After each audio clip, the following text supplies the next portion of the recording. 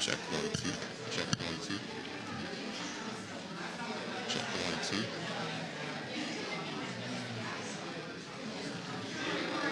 No, dang it.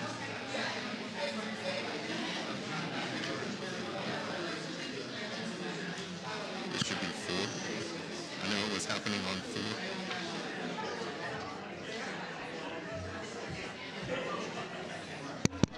Here, this is one. Check one, two.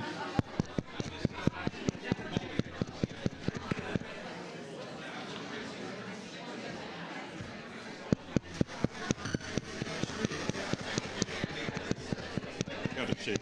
Yes.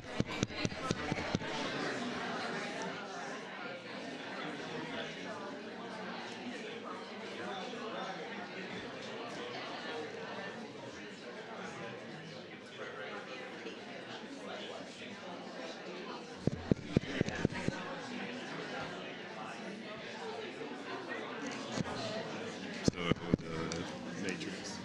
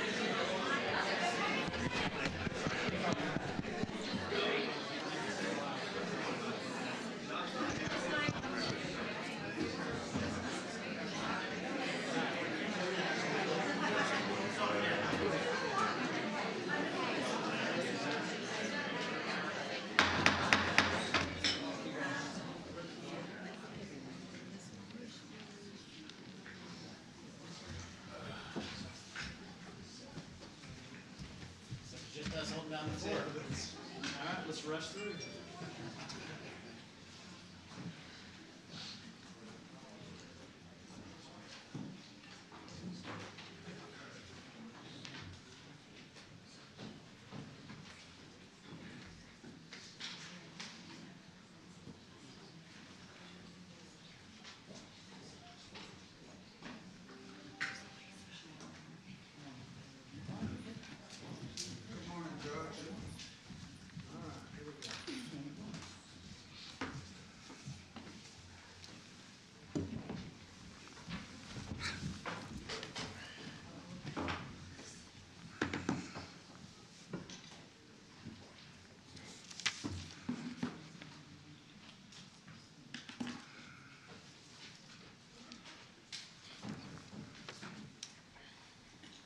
Oh, it's so quiet in here. You want them on?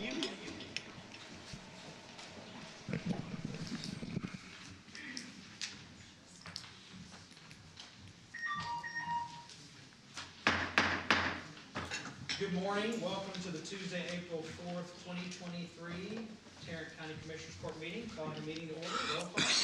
Tim O'Hare, County Judge. Here. Roy Charles Brooks, Commissioner Precinct 1. Present. Elisa Simmons, Commissioner Precinct 2. Here. Gary Fickus, Commissioner Precinct 3. Manny Ramirez, Commissioner Precinct 4. Here. Constitutes a quorum. All right. This morning's invocation will be led by the Associate Pastor of Countryside Bible, Joshua Scarborough. Please rise for the invocation and our pledge of allegiance. Please bow with me as we pray. Father in heaven, we praise you for your greatness, that you are majestic and holy and the one sovereign King over the universe. We praise you for your goodness, that you are full of compassion and loving kindness. You're kind to your people, that you've provided salvation to us through our Lord Jesus Christ. I pray this morning that you would bless the men and women in our local government, especially those in this room, that they would work hard to administer their duties in a way that reflects you and your character, your standard of justice, your heart of compassion, your integrity and righteousness. God, I pray that we, the people of the land, would respect and honor the rightful authority of the government that you have ordained over us, and that we would recognize it for our good. Pray that we would recognize your sovereignty over all men, and that all of us would conduct ourselves accordingly. We thank you for your kind provision in all these things, and we pray a blessing on this meeting. We pray all this in the name of our Lord and Savior, Jesus Christ. Amen. Amen. Thank you, Pastor. Please join me in the Pledge of Allegiance to our flag. I pledge allegiance to the flag of the United States of America and to the republic for which it stands, one nation under God, indivisible, with liberty and justice for all. And now to the Texas flag. Honor the Texas flag. I pledge allegiance to thee, Texas, one state under God, one and indivisible. You may be seated. All right, agenda announcements.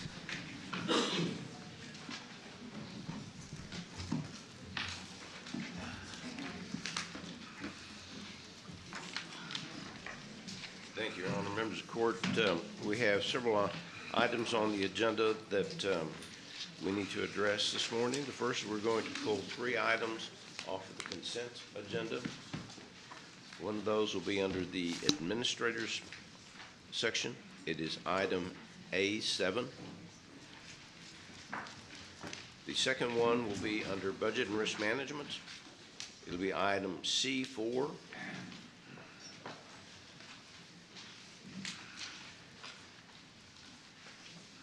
And then the third one is under purchasing. It is item G4. We will be addressing those items whenever we get to them as we go through the agenda this morning. A couple of notes for the court. Also, as it relates to the agenda on the briefing items, we were going to have a discussion concerning the issue surrounding homestead exemptions today. We're going to very briefly make a few comments, but we're still working on some data for you, and we thought that the full discussion should probably happen in 2 weeks. So we will bring that back to you in 2 weeks. We'll have some general comments, but nothing in detail. Also, members of court, when we say we'll be back in 2 weeks, today is the first Tuesday in April, and we begin the new court schedule. And that means that we will be holding court on the first, third, and fifth Tuesdays of every month. And on the second and fourth, we will not unless there's an emergency. Thank you, Your Honor. Thanks, sir. Any announcements from our commissioners? All right, seeing none, we will move to the approval of the minutes. Are there any changes, modifications, or is there a motion on approving the minutes? Move approval. Second. We have a motion to approve the minutes. We have a second. Any discussion? Please cast your vote.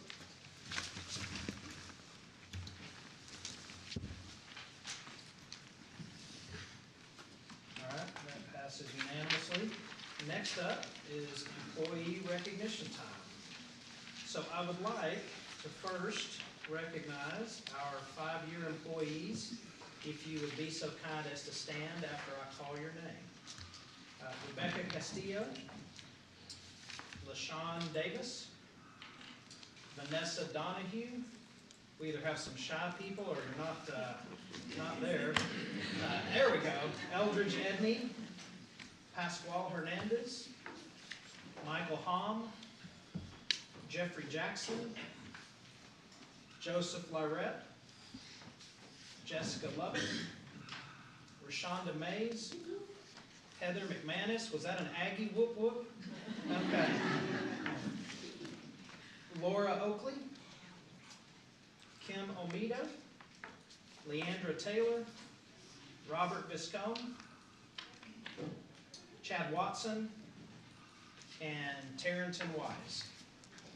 Thank you all for 5 years, and we appreciate all your service.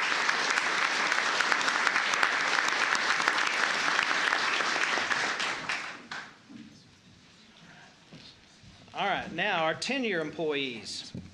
Please also stand so we can recognize and thank you. Joseph Aludi,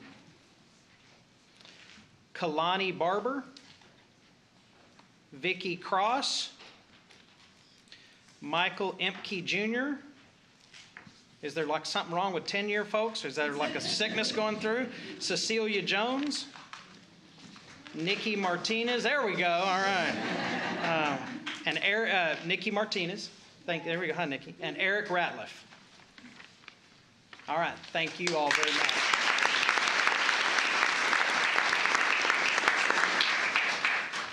All right. Now for our 15 years, please stand as well. Yolanda Avatia. Did I get that right? Okay, good. Camicia Connor. Hi. Lauren Europe. Arturo Gallegos, Maria Garcia, Jeanette Hanna, Latoya Jackson, Sylvia Jackson, Deborah Lawrence, Maria McDaniels, Jody Newton, Sonia Reyes, and Timothy Rogers. Thank you all very much.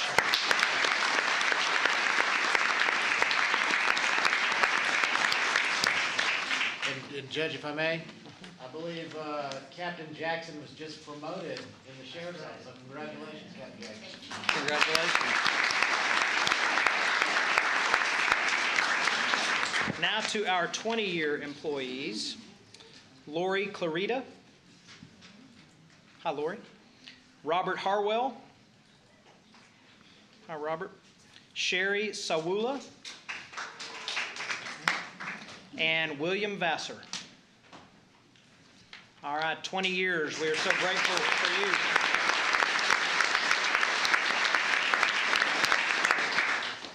All right, now our 25 years. We have 5 25-year employees. First up is Timothy Boley. Where are you, Timothy? Good morning.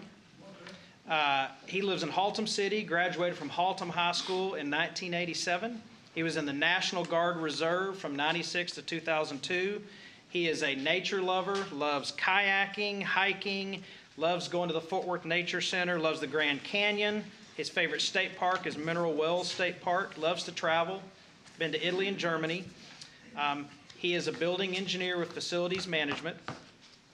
And the thing that he talked about that he was incredibly passionate about, that someplace where I really want to go, is that he has been to Israel 3 times, 2004, 2006, 2011, did volunteer archaeology work at the Garden of Gethsemane. And while they were looking for the Ark of the Covenant, he has dove in the Dead Sea and rowed about in a boat on the Sea of Galilee, and that was really neat to talk about. And as I told you, I really look forward to taking my kids there one day. And thank you, Timothy, for 25 years. We appreciate you very much.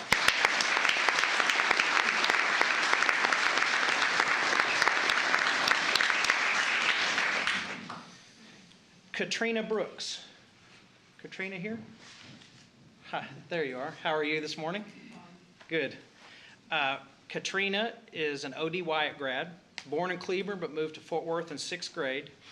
And she worked at Boeing before coming to the county. She has 3 daughters, 4 grandkids. They call her Nana because she didn't want to be called Grandma.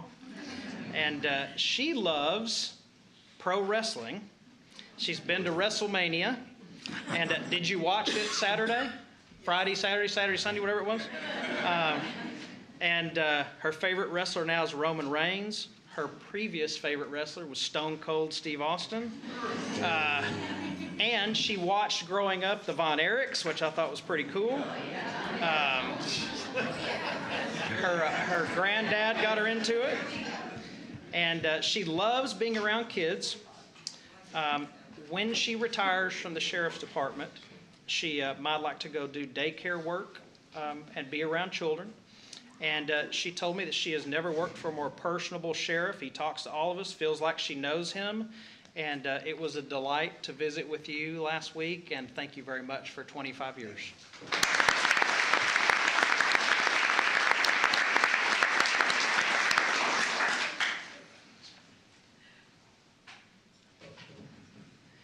Next up is Ariana Salas. Ariana, you here? There we go. So, all right, I'm not going to put you on the spot. She's a little shy. Her birthday is July 20th. Mine is the 21st. We are pretty close together. Born in Fort Worth, graduated from high school in Azle. And I keep being amazed at how many people were born in Fort Worth or moved here when they were very little and stayed right here and came to work for the county. First 15 years with the sheriff's office, she was a dispatcher. Now she works for the criminal district attorney's office, and she's a legal assistant in the intake division. She has stayed because of good friends at both departments and refers to it as a family. She got bit by the law bug and loves talking to the different agencies, the sheriffs, deputies, the people at the jail, agencies out of state. She said this is her favorite job so far, so that's kudos to you, Phil. Sorry, Bill. And this is kind of cool. She loves animals. She has 2 dogs, 2 cats, 5 fish, 1 box turtle, and a possum. So not a lot of people have that. And she loves to ride with her husband on their Indian motorcycle, and she's part of Fort Worth Indian Motorcycle Club. Wow. Thank you, Ariana, for 25 years. We appreciate you so much.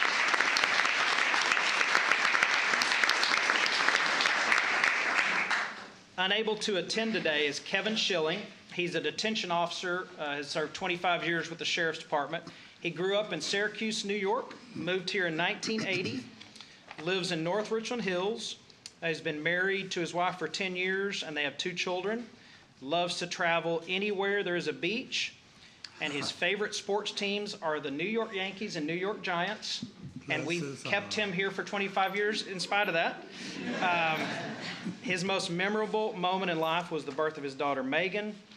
And what he likes most about this job is the people he's met over the 25 years. So thank you, Kevin. If you're watching, we appreciate you very, very much.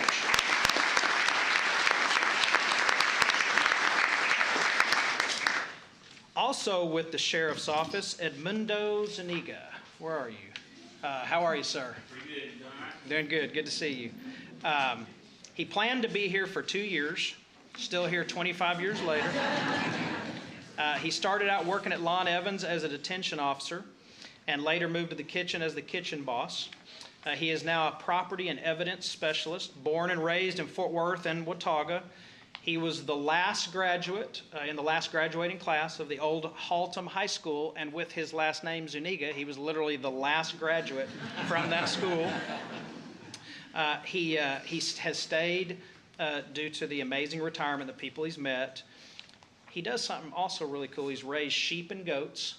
So we have a couple of acres at our place, and he told me about a sheep that I should get. So I've looked into it, and I think we're going to get one. So it's pretty cool. And his dad told him, stick around. That's a great place. 25 years will be here before you know it. He took his advice, and it's us that are grateful for it and the people of Tarrant County. So thank you very much. We appreciate you.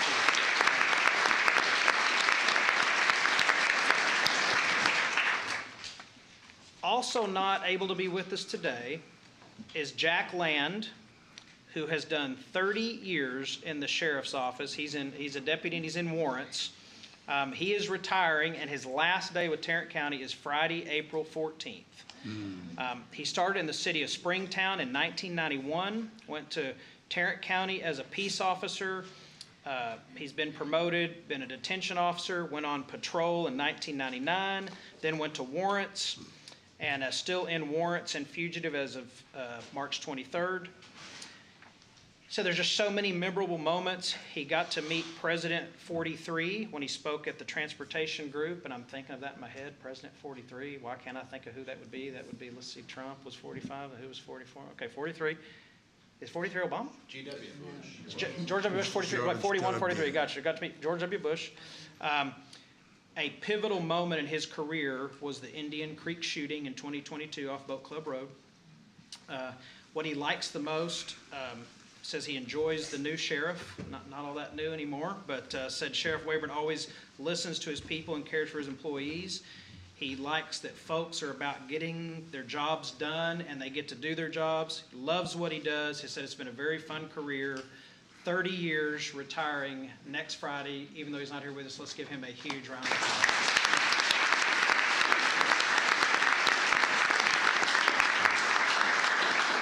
Thank you, Deputy Land. All right, Naomi Rodriguez, are you here with us? There we go. Hi, Naomi. How are you? She grew up in South Fort Worth. She works for the Criminal District Attorney's Office, also 30 years with Tarrant County. She's a legal secretary in victim services. Started before working for the county with Fort Worth PD. She graduated from Trimble Tech High School in 1991. I probably shouldn't say that. I have to finish though. 1991. Has 2 daughters. She has stayed because the people she works with have become family. And she talks about the great retirement system. Her most memorable moment is when the internet first came in and how it changed everyone's jobs, and that most of us remember how that was quite the change. She likes the people that she works with the most and the supervisors she works for. She loves being able to help people, loves to travel, just got back from a cruise. And I told her, you look way too young to have been here 30 years. But thank you, Naomi, for 30 years. We appreciate you very much.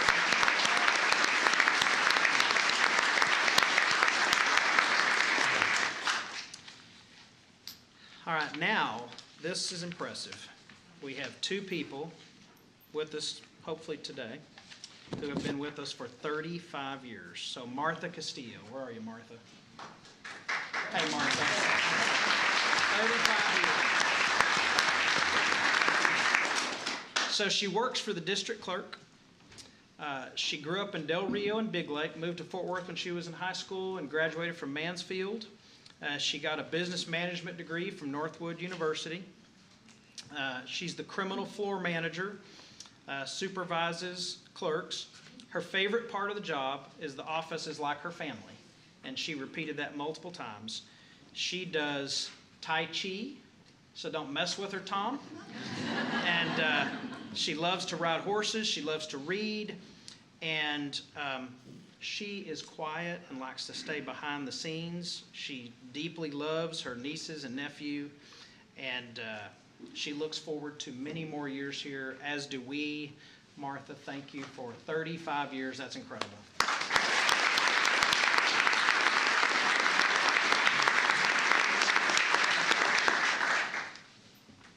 Gary Fickus has promised to buy a steak dinner for the entire family for anyone that stays 40 years. So if we have any 40 years ever, he'll go to him, district clerks excluded.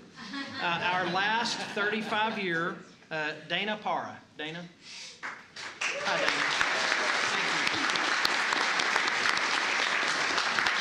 Dana. Another one, born and raised in Fort Worth, always been here. She has 2 children. She graduated from Southwest High School. 35 years. She's with the Criminal District Attorney's Office as a business assistant. She's been a legal secretary on the Narcotics Task Force. She's been an administrative assistant, a business assistant, and her most memorable moment was involved when she assisted Arlington PD with a murder trial and a serial killer, which I can imagine that would be quite a memorable moment. And she was part of an HBO documentary about that case. She feels like she has been very blessed to make it this far. She has 2 grandkids that live here in the area that she spends a lot of time with. And she has ridden in the 100-mile bike ride in Wichita Falls. Y'all know that one, hotter than hell. And 3 times, which is incredible. And she is doing a hill country bike tour for 4 days in early April. She's run 4 or 5 half marathons, which is incredible. And for 35 years, Dana, we thank you very much and wish for many more. We appreciate it.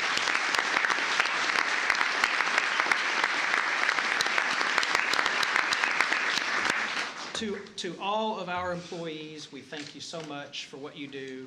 I continue to be impressed by everyone I meet with and their dedication to Tarrant County and the people that live here, so thank you. We will now allow you to go in the back where there is a reception for you and some food. If you just follow Tom Wilder, he'll take you straight there. I'm going to eat bananas. All right. Thank you all very much. We appreciate you. Feel free to make your way back or wherever you'd like to go.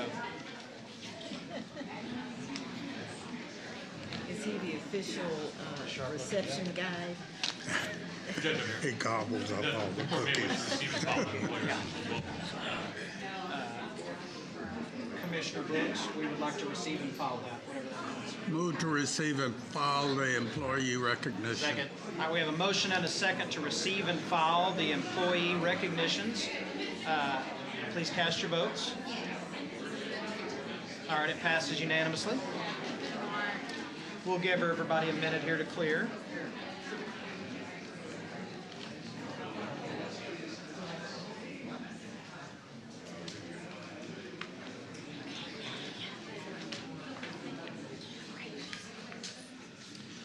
All right, now I believe Commissioner Brooks has a proclamation regarding the National Crime Victims' Rights Week. I do have a proclamation regarding National Crime Victims' Rights Week, and the second resolution of appreciation to Lori Clarida is related to the first, in that Lori runs the Council on Family Violence.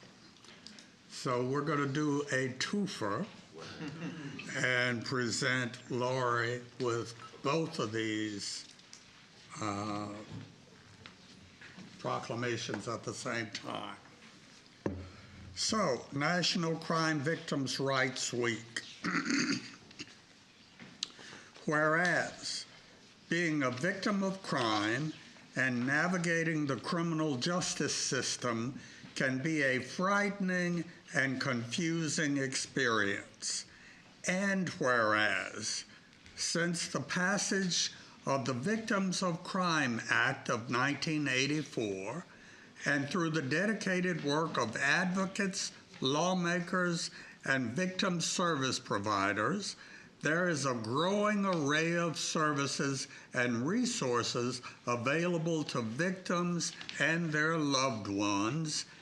And whereas honoring the rights of victims, including the right to be heard and to be treated with fairness, dignity, and respect, and working to meet their needs, rebuilds their trust in the criminal justice system and social service systems.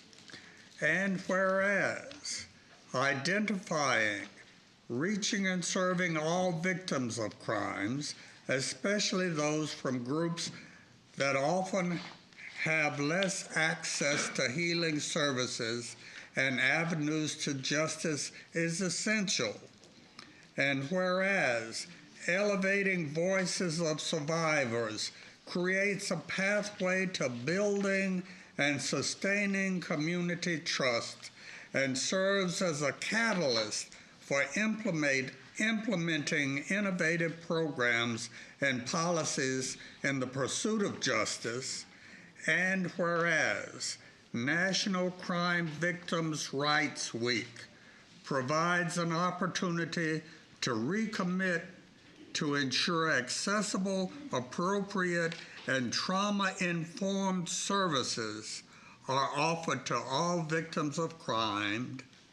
And whereas Tarrant County is hereby dedicated to supporting victims and survivors in the aftermath of crime, building trust among our citizens, collaborating with service providers, and encouraging our community in response efforts. Now, therefore, be it resolved that we, the Commissioners Court of Tarrant County, do hereby proclaim the week of April 23rd to 29th, 2023 as Crime Victims' Rights Week in Tarrant County. We affirm our commitment to creating a victim service and criminal justice response that assists all victims of crime during this week and throughout the year. We express our sincere gratitude and appreciation for those community members, victim service providers, and criminal justice professionals who are committed to improving our response to all victims of crime, to find relevant assistance and support justice and peace. In witness whereof, we have hereunto set our hands and caused the seal of Tarrant County to be affixed this 4th day of April 2023. And I move approval of this proclamation. Second. We have a motion and a second to approve the proclamation. Any discussion? All right, seeing none, please cast your vote.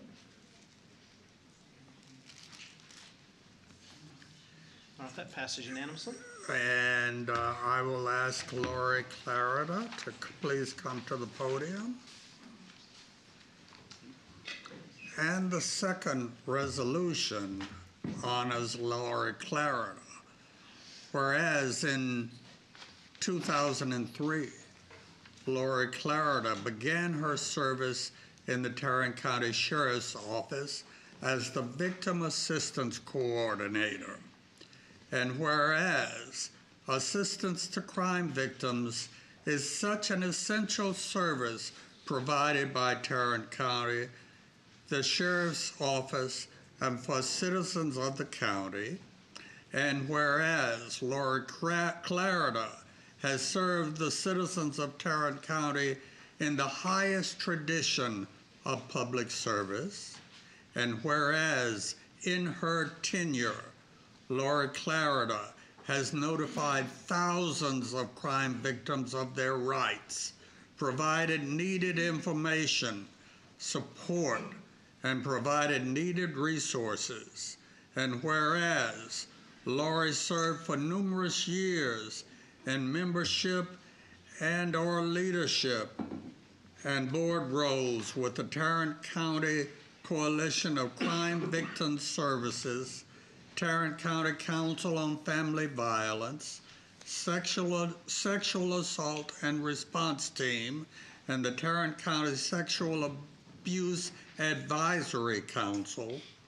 And whereas for 20 years, Lori has been instrumental in obtaining recognition for crime victims through Tarrant County Commissioners Court and developing programs for the annual National Crime Victims' Rights Week. And whereas Lori served as a member, leader, and trainer at both the local and national level of hostage negotiators, and has also served as the peer support team coordinator for the Tarrant County Sheriff's Office. And whereas Lori provided countless hours of supervision to aspiring social work interns looking to work in the field of victim services.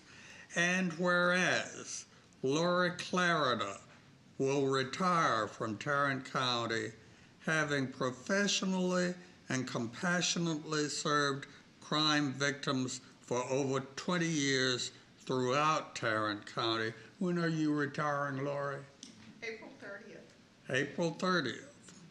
Now, therefore, be it resolved that we, the Commissioners Court of Tarrant County, do hereby recognize Lori Clarida for her years of exemplary and invaluable service to the citizens of Tarrant County. In witness whereof, we have hereunto set our hands and caused the seal of Tarrant County to be affixed this 4th day of April, 2023. And I move approval of this resolution. Second. We have a motion and a second to approve the resolution. Please cast your vote or make any comments if you have them. All right, it is approved. Thank you very much for your service.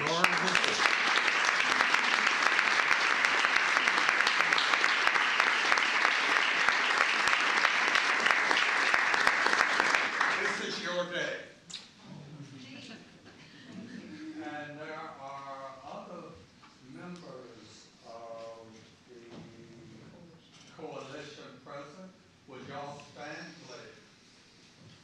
And can I also point out one other thing? There are a lot of people here dressed in teal today. Would y'all please stand up too? There were a lot more before I have to bring this last.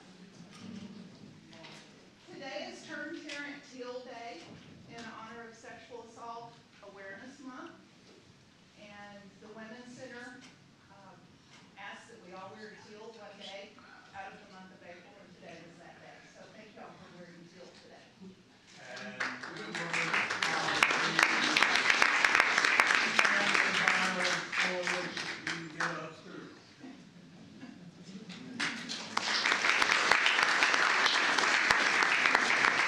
So here is the National Crime Victims' Rights Week proclamation, and this one is to you for your 20 years of service to the victims of crime in Tarrant County. And congratulations on your retirement.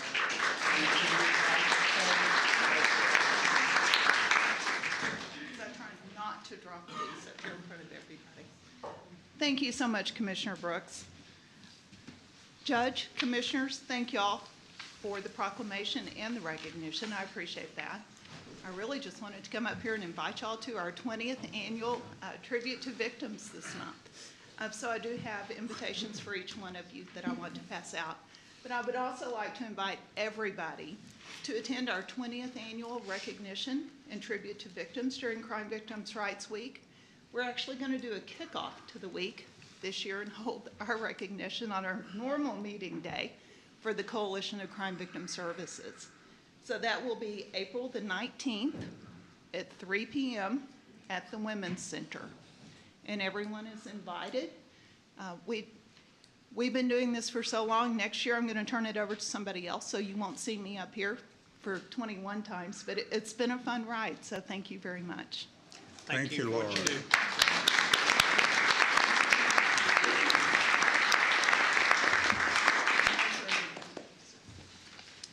All right, thank you, Lori. Next up is approval of the consent agenda, or questions or discussion, removing items A7 from administrator, C4 from budget, and G4 from purchasing. Do we have any questions, comments, or a motion? Vote for approval. Second. We have a motion to approve the the consent agenda as amended. We have a second. Any discussion? Please cast your vote. Where did he go? Oh, okay. Okay, passes unanimously. Next up, what is next? The administrator section. Right, what item? Item A1, all right. So members of the court, as it relates, I'm sorry, we did not do the consent agenda yet, did we? Yeah, we just did. Okay, I'm sorry. Okay, members of the court, if we can go to item number 1 under the administrator section. We're requesting that the court approve a purchase and sale agreement between Tarrant County Hospital District and Preferred Real Estate Investments, Inc. This is for the sale of the of district land. It's 39 acres, which is located at 1700 East Interstate 20 in Arlington, and the sales price is $4.3 million. Do we know what they are doing with the revenue? Does it just go into the general fund? It will go in their general fund, yes. What was the purchase price? $1.4 million, and that occurred not quite 20 years ago. That's when the hospital district bought a facility down there. We bought some extra land, and so this will put this back on the tax roll. Move approval. Second. All right, we have a motion and a second to approve the purchase and sale agreements between Tarrant County Hospital District and Preferred Real Estate Investment. Any discussion? All right, seeing none, cast your vote. All right, passes unanimously. A2. So, members of the court, on item number A2, we're requesting that the Commissioners Court approve the out-of-state travel request that is in your court communication. This is for public health. It's an Environmental System Research Institute user conference. It deals with our GIS operations at public health. I move approval. Second. We have a motion and a second to approve the out-of-state travel request. Any discussion? Please cast your vote. All right, passes unanimously. Members of the court, Next up would be the A7 removed from consent. yes. Okay. Members of the court, on item A7, we're requesting that the court approve the fiscal year 23-24 Texas Department of State Health Services Ryan White Treatment Extension Act Part B subrecipient contract renewal with AIDS Outreach Center. In this particular contract, services will include health insurance assistance, oral health care, mental health, case management, and housing assistance. The total amount of this contract, or this agreement, is $801,208. Staff is requesting approval. All right. Move approval. We have a motion to approve. Do we have a second? Second. All right, any discussion? All right, we do have a speaker for this item, Mr. Bennett. I did notice that I think this is the contract or the agreement, the date is incorrect. Let's see. The date on the contract?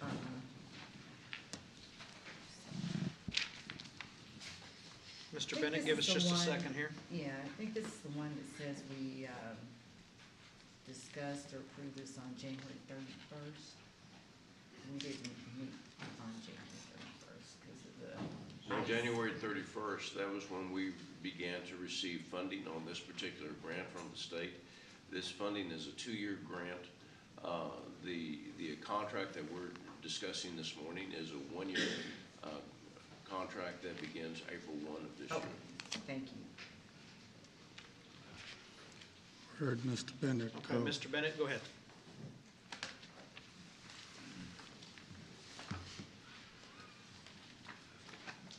Judge O'Hare, Commissioners, I appreciate GK explaining that because I too read through this. I had some questions. the fact that they create, maintain, and transmit and receive personal identifying health information, you have to have a business associate degree, associate agreement. I read through that associate agreement, and it does acknowledge a security rule under HIPAA. Organizations that maintain personally identifiable health information should have a security risk analysis done and should have a policy and procedure unique to themselves. And state mandate under Senate Bill 1609 and House Bill 300, it also requires additional training. I didn't see any of those facets within that business associate agreement that mandated that or made them produce that. So to protect the county, I'm asking you to have your health lawyers just see that they do have an SRA. It's called a security risk analysis. It's under the security rule. It's mandated through HIPAA, 1996. A policy and procedure manual unique to the AIDS Outreach Center, and to make sure they have state mandated education and certificates to handle such devices and to be able to get passwords and whatnot. Thank you. Okay, thank you. So just to clarify, it says on January 31st, the Commissioners Court through Court Order 140209 approved the fiscal year Ryan White Treatment Extension Act. I am assuming we approved that at another date. Can we verify that? We wouldn't have done it on January 31st. They probably just left the date in there, but I'm assuming it was on the next agenda. Do we know? I will check on that. Okay. That's something that if we haven't approved it, we can approve it. That's probably something we can clean up later. All right, we have a motion and a second to approve this item. Do we have any more discussion? All right, seeing none, please cast your vote. All right, it passes unanimously. Next up would be item C4. No, it would not. It would be the auditor, approval of release of depository collateral. Yes, good morning. We're asking the court to approve the release of the $39,429,000 of collateral as outlined in the court communique. All right. So motion to approve, or we have a motion. I'll second. Any discussion? Please cast your vote. All right, passes unanimously. Now we have budget item C4.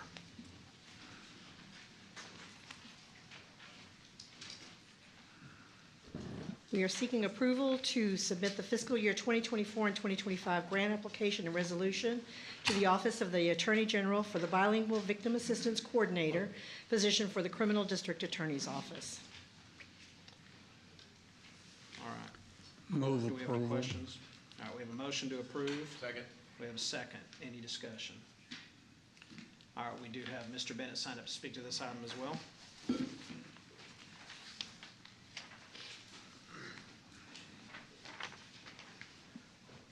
One of the things I like the court to do in the future is maybe get a discussion item as to who puts all these items in consent and what is the criteria to get these items into the consent from all these different departments.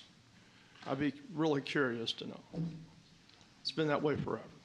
That's business as usual, and I think this court is new enough and is transparent enough to not march down that path as business as usual.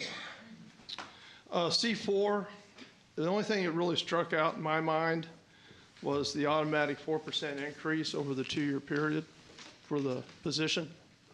So I guess this person's getting a 4% increase. Therefore, all 625 employees going forward are going to get the same 4% increase.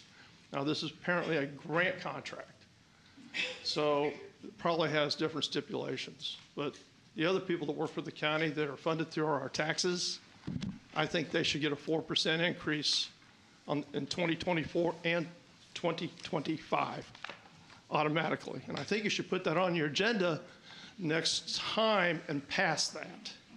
Because this person is getting a 4% increase And I think everybody that's been in this room should get the same. Thank you. So the 4% increase is not automatic? No, sir. Yeah. It is put in there so that whatever the Commissioners Court approves will be able to pass through on this grant. Okay. All right, we have a motion and a second. Any further discussion? All right, seeing none, please cast your vote. All right, it passes unanimously. Next up, Human Resources, receive and file the personnel agenda. Move to receive and file the personnel agenda.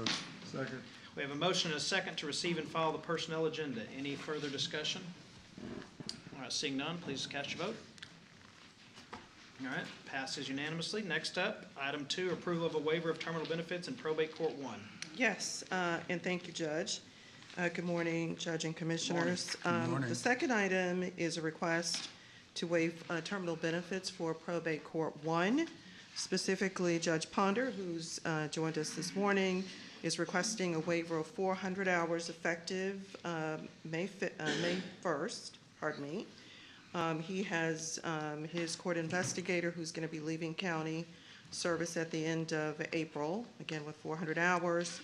We're estimating a net cost to the general fund of approximately $18,800. As noted in your court communique, this is a statutorily mandated position, and the incumbent handles all of the legal issues around guardianship cases. All right, any questions? Move approval. Second. All right, we have a motion and a second to approve the waiver. Any additional discussion? All right, seeing none, please cast your vote. All right, it passes unanimously. Thank you. Thank you. Next up, Public Health, item 1, approval for acceptance of a scholarship award from the National Association of County and City Officials. Thank you, Your Honor. Yes, sir, we're requesting approval for that item. Any questions, comments? That's brief, I like it. Yes, sir. All right, we have a motion to approve. Do we have a second? Second. Motion is second. Any discussion? All right, cast your vote. All right, it passes unanimously. Thank you. Thank you. Next up, purchasing. I will never again say her name incorrectly under any scenario. Melissa. Good morning. Good morning. Good morning, Melissa. I like the new glasses. Oh, thank you. We have 4 items for your consideration. The first item is an award recommendation for bid number 2023-087. This is our annual contract for cement slurry, cementous slurry products countywide, awarding to Martin Marietta per unit price. Move. Go ahead. Move approval. Second. All right, we have a motion and a second. Any discussion there? All right, please vote. Passes unanimously. Item 2. And the second item is an approval of an invoice payment for IntelliDAC license and professional services under buy board contract number 661-22 for the county clerk's office, awarding to SHI Solution. The amount of this invoice is $156,138. It's a pass-through invoice. Move for approval. All right, we have a motion to approve. Do we have a second? I'll second. What's going on with this?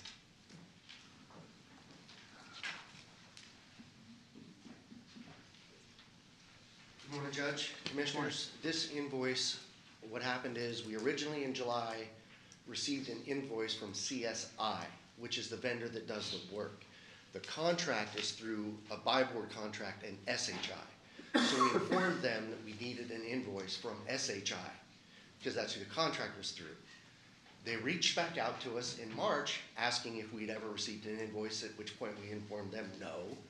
And they turned around, got with SHI. They did get us an invoice. That invoice was submitted and routed to purchasing within 2 days of receiving it. Were we going to do this regardless? Correct, yes. Yeah. Okay. We do owe the money. Yes, yes, they've done the work and it's working great, so. So wait, it says we're being asked to approve the payment of 2 invoices. the county clerk's office requested the licenses and services from the vendor before or prior to submitting the purchase order.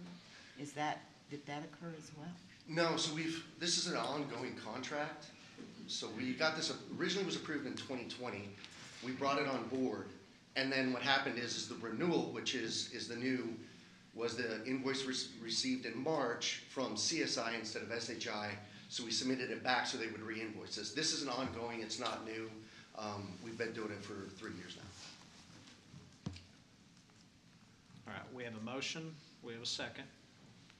Any other discussion on the item? Okay.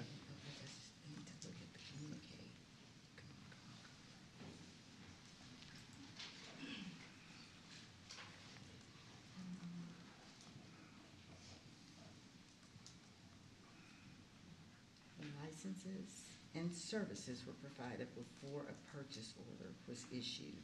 That's what's in the communique.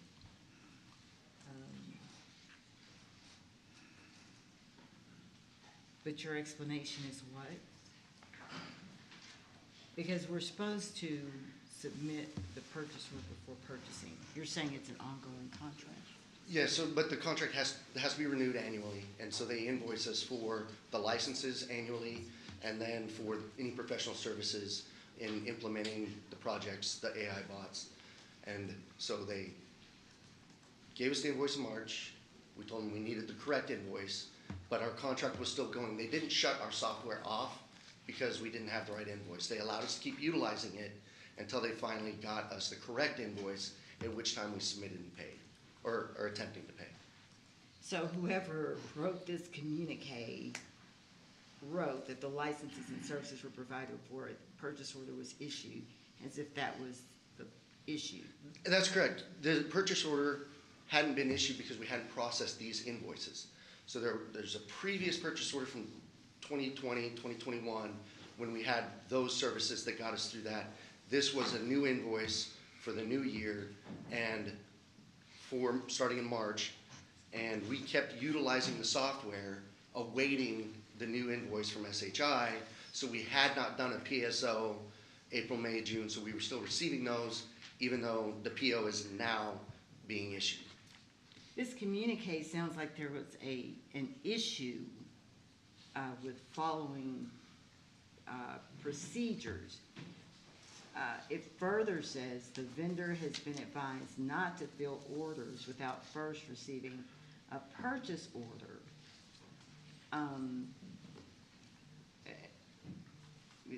That's why I'm confused. You're just kind of saying we have ongoing contract, there's no problem with the payment. Can somebody address, I don't know who wrote it. Elaine. Good morning. Good morning. Yeah, so while it is an ongoing contract, it is renewed annually, and so what usually kicks off the renewal process is an invoice that triggers the requisition, which gets processed into a purchase order. So in this case, there was not a requisition submitted for the renewal. And there should have been. And there should have been. Now, at the same time, there was confusion in terms of who was providing the invoice, but that is correct. A requisition should have been entered. Okay. But that was on our end, right? Not the vendor's end. We didn't, this department didn't issue the requisition as it should have been. That's correct. It was that portion, yes. The requisition should have been entered by the department. Okay. All right, we have a motion on this item. I think we have a second. Didn't we have a second? Yes. Okay. Any further discussion or questions? All right, seeing none, please cast your vote. All right, it passes unanimously. Next up, item 3. The third item is also an approval of an invoice payment for a service call from the Sheriff's Office to Texas Towing Record Services in the amount of $253. Move approval. Second. We have a motion, a second, to approve the invoice payment. Any questions or discussion? So here we go again with the sheriff's office. And And so there's a list of towing companies that are provided to the sheriff's office, and the vendor that they contacted is not an awarded vendor. I understand. I caught that immediately, and I don't work for the sheriff's office, so it seems like they should know this. I had my intern go back before I went to the microwave and heated up my leftovers yesterday and asked him to check our court agendas for just the past 30 days, and all of these sheriff's issues are things we have to come and approve. Sure, they're $30 or $250 or $3,000, but to me, you have to be a good steward over the small things as well. And so, you know, my intern found this stuff in 20 minutes. This is a problem. Absolutely, I will be voting to approve payment of a bill that we incurred, but, you know, we have too many inefficiencies, lax oversight, administrative and operational functions over at the Sheriff's Department. Not to you, but to the Sheriff's Department. And I don't know, Mr. Manius, we still need to go back and take a look at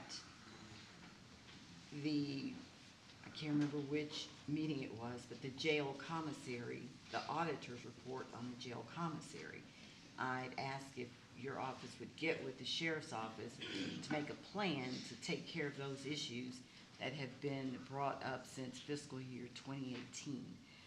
So we need to do that, and somebody needs to help them get these things under control. Yeah, we have already started that process. We'll try to bring it back to you in 2 weeks, okay? Thank you. Would you like to address? Sure. The reason on how this happened. Sure. Okay, so there's several policies that fall in place with tow trucks and purchasing department. So one of the policies is that when the dispatcher dispatches a tow truck, they have to go to the next tow truck contract. That's part of the policy. Well, there's a special tow truck contract for unlocks. The dispatcher followed the policy to go to the next tow truck, which was not the one that was the unlock. So that's how it happened. It wasn't anybody, you know, trying to be careless. She was trying to follow policy, and unfortunately, that one was not the one for the unlock. So I just wanted to let you know how that happened with the dispatcher. So. Okay, we have a motion and a second to approve the invoice to the towing company. Any further discussion? Please cast your vote. All right, passes unanimously. Then from consent, item G4. Yes. Item 4 is regarding RFO number 2023-106, purchase of partner support premium for a big IP 7x24 through buy board contract number 661-22 for information technology, awarding to GovConnect, doing business as Connection Public Sector Solutions, in the amount of $76,530.20. All right, any questions from the court or a motion? Move for approval. Now we have a motion and a second to approve. Any discussion? All right, Mr. Bennett, you signed it. Okay. He no longer wishes to speak to this item. So we have a motion and a second. No discussion. Please cast your vote. All right, pass unanimously. Thank you. Thank you, Melissa. Melissa Lee from purchasing. Next up, we have tax assessor. And Wendy, let me just say out loud to you, I have several questions on this. And if I hadn't had what seems like 18 meetings yesterday, I would have called, but it kept coming and somebody kept popping in. And so is there anybody here that wants to address this? And then I'll give you my questions.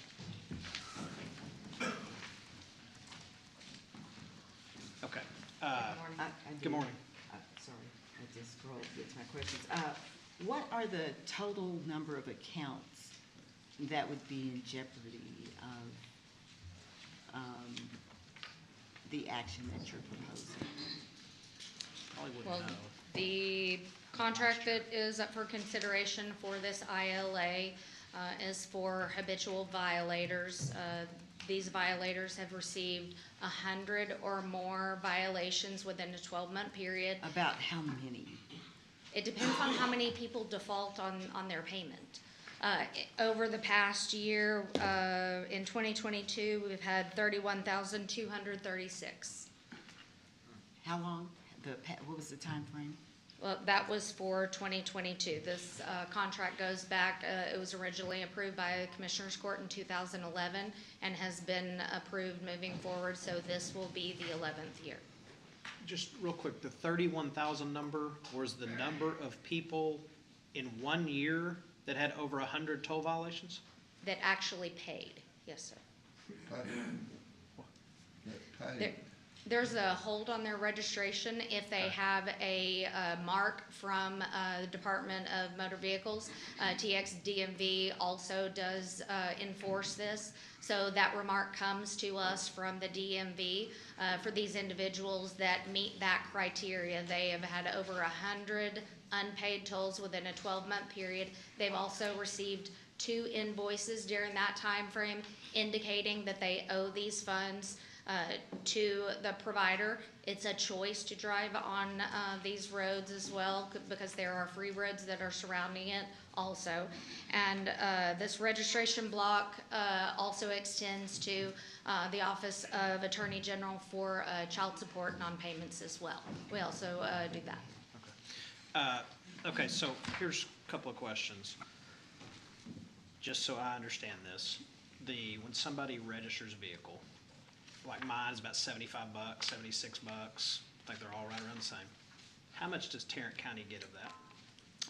The general fund receives $5.24 per registration block that is pure. Not on block. On, like, if I go, I don't run the tolls. So if I go register my vehicle and I pay my 75 bucks that I get, how much does Tarrant County get of that? About $1.50. Gotcha. Okay. However, we do collect $10 on every license, on every plate renewal. And that goes into the transportation fund. And we use that to do our road maintenance. Where does the $10 go? I'm sorry, the $1.50. Road and Bridge. Is Road and Bridge. And the $10 goes to? Goes to Road and Bridge. Okay. So out of that $75, whatever it is, $10 we get that goes somewhere, $1.50 we get that goes somewhere. Am I understanding that correctly? That's correct. Okay. That covers our, the services that we provide to the public that the state is willing to pay and does not cover our, our cost. Okay. When we block a renewal and we get $5.24 for each one we block, we're losing $11.50, right? So it's a net loss when we block, unless they pay it actually back. gives the individual, when they receive a block, they receive a notice with their registration renewal from the state of Texas that there is a block on their registration. They have 30 days to cure that with the authority or to dispute the charges that are on those unpaid charges. So they have 30 days to cure that prior to their registration, them coming in and getting registration. If they come to us without reading their mail and we let them know, those registrations that are paid or a payment agreement is entered into between the individual and the toll authority, they then send back a clear for that remark, and once we receive that clear, then we proceed with their registration. And that's what the 31,236 individuals that cleared their financial responsibility for driving on these roads, and therefore the county in the general fund receives that payment for the services that we sent those individuals to make sure to cure their bill. Pardon me, sir, can you sure. repeat your last question? Yeah, so I guess here's what I'm trying to find out. What I'm trying to find out is, if we're gonna recoup $11.50 roughly on a registration renewal, and we block it, and then we get $5.24 for it, all right? Right now, if they don't renew, we just lost $6 per user. So how many people then turn around and say, oh, I'm blocked, now I'm gonna come in and do it. What I wanna know is, is this a net loss in revenue? No. No, it's a Okay. delay in revenue. What happens if they don't come in and register? If they say, all right, it's blocked, I can't renew, okay, then I'm gonna just drive without it. Eventually, they may get a ticket. Yes, sir. If they don't ever renew or don't get a ticket that forces them to go renew, on that particular one, have we not lost our $6? If they choose to not come in, there's individuals that choose to not come in for registration renewals that do not have scofflaw noted. Do we And have we any- don't do the markings on these accounts. The DMV does these markings. Do we have any stats on how many people we block that don't come then renew? Do we know? I do not have that, no. Okay. The next question is, the $524 that NTTA pays us, how long has it been $524? I don't have the history of it because I was not in the office for the entire 10 years. I believe it's been 524 since I've been in office. The auditor or budget may be able to speak to the amount because that bill is actually, and the funds are actually generated and sent to the auditor's office, not my office. Okay. And I'm not trying to make a point here. I'm not trying to win an argument. I'm trying to understand the math. And so it seems like what we're doing is putting ourselves in a situation to collect money for the Tollway Authority. We are potentially losing money ourselves. And it looks like to be their collection agent, we're costing ourselves money potentially. It may be more money that we're gaining. What I would like to see is that actual data, that actual information. Is it 15,000 people that we block that don't ever come register, thereby costing us $11.50, but we get $5.25 for it? I want to see the net result. And then you said this contract's been in place since 2011? It started in 2013. 2013. So if it's been 524 since 2013, I would like to at least see it where we don't lose money on the deal. And so is it statutory that it's 524, or is this just the contract that Tarrant County has worked out with NTTA? That would be a question for GK. I honestly believe that that's a negotiated amount. Okay. Do you know how long it's been 524? I think from the very beginning. Okay. How many people do we have that go work on this? Like, is this something one person does, press a few buttons, we're good? No, if an individual comes up to a clerk to renew their registration, they've already received multiple notifications in the mail from NTTA as well as from the DMV that they have a hold on their registration. It's the same as the notification for non-payment of child support. There is a hold on their registration for that as well. And so I guess if they choose to not pay their child support, we'd also be losing funds. But however, I'm more worried in that instance, I'm more worried about the funding for the children that are not being paid. Me too. And if we were not to approve this today, that doesn't affect in any way, shape, or form the child support piece of it. It does not, because this is not with them. I just wanted to mention that there are multiple issues that create a registration block for an individual. Okay, and I'm not comfortable approving it today just till I know the numbers, but there may be 3 people on here that are, so. And it's not something I'm not opposed to the idea or the concept. I just would want to know the numbers and make sure we're not costing ourselves money being their collection agent. So. And the 5 surrounding counties that participate in this, we do have Tarrant, Collin, Denton, Dallas, and Johnson County, and 14 JP courts also participate in this. Okay. So, other questions, comments? I think fundamentally, I don't see where we lose money. If eventually when someone removes a block, they have to pay the fine, which is the additional $5, but then they also have to pay their original registration, so then we would be in receipt of 16, not just the 5. That's assuming they do it, though. We don't know how many don't do it. Yeah, well, I mean, there are consequences. It's just like getting a speeding ticket and not paying it. Right. I mean, it's similar. You're right. I would like to know how many folks get blocked, then never come back and clear it. That's a valid point. I just don't see a point in which we're losing money. The greater point that you brought up that I'd not considered is the fee or the negotiated deal with NTTA. The cost of road and bridge maintenance is only going up. The cost of our materials contracts are only going up. The cost of labor is only going up. So I can see renegotiating with NTTA for a higher rate. I see that. So, I would also want to know what was the fee they charged for this in 2013 compared to what do they charge for it now? So if they've doubled their fine and our 524 has stayed the same, there's a little bit of discrepancy there. Well, I think we could probably renegotiate it and get a better deal. So, I mean, if we went back to them and said, whatever, make it, I'm making it up. If we went back to them and said $8, doesn't this court have a appointee to the NTTA board? we have two. Two? Who are One they? of them used to sit right here. Yeah. Yeah. And then Moji Haddad. Moji Haddad and Yeah. Glenn Whitley. So is there, go ahead. I just want some clarification.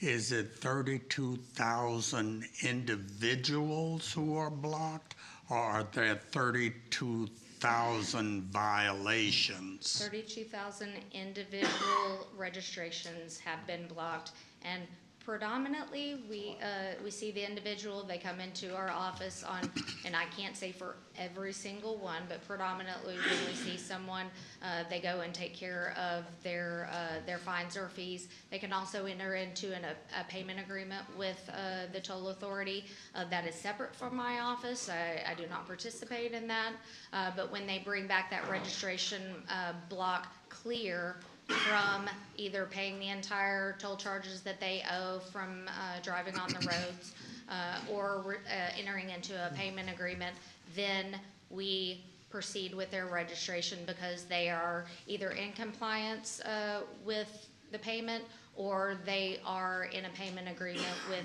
the toll authority for us to move forward on the registration. But again, the TXDMV, they do place this registration hold on the vehicles before we even get it. It's the only way that we know that there is one. And it encourages the ensuring that payment fairness by all customers is paid equally, because if we drive on those roads and individuals choose to not make their payment, then that would raise the rate for all the individuals that do pay their bills timely and honor their financial commitments, and it would reward those that choose to fly in the face of making that payment. So 32,000 folks times 524, correct? $172,574.16 goes to the general fund. That was for 2022. I don't see that there's any urgency that we have to do this today, is there? Is there? We can gain more information. I can get clarity on if they can extrapolate the number of people that have a registration block that do not cure that registration block. I can bring that back for your information so you can make an informed decision. Yeah. This is, I believe this contract is up in the month of May.